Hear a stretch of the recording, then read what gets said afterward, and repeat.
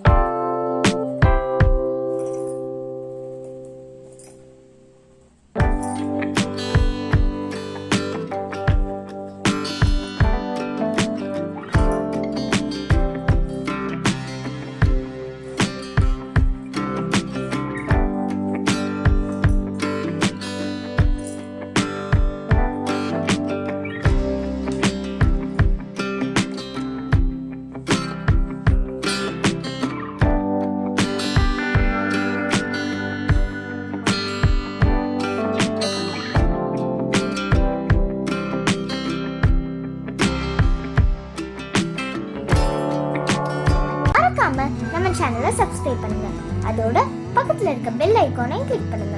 So அப்பதான் நம்ம சேனல்ல புது வீடியோஸ் இருந்துச்சுன்னா உங்களுக்கு நோட்டிஃபிகேஷன்ஸ் வரும். ஸோ நீங்க எந்த வீடியோவை மிஸ் பண்ணாம பார்ப்பீங்க.